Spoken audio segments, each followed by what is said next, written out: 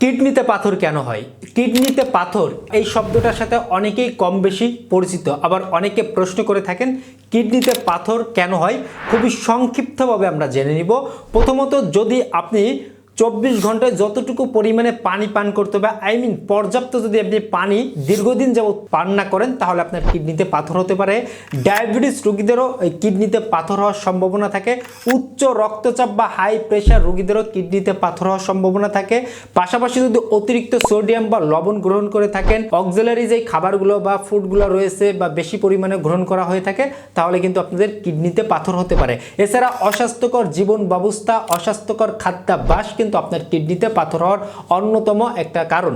তাই আমরা সঠিকভাবে জীবনযাপন করব। এছাড়া অন্যান্য রোগের কারণে, বিভিন্ন সমস্যার কারণে এই কিডনিতে পাথর হতে পারে।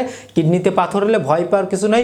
সঠিকভাবে আপনি নির্ণয় করে যদি আপনি চিকিৎসা গ্রহণ করতে পারেন, তাহলে আপনি আল্লাহর রহমতে সুস্থ হতে পারবেন। ধন্যবাদ সবাইকে।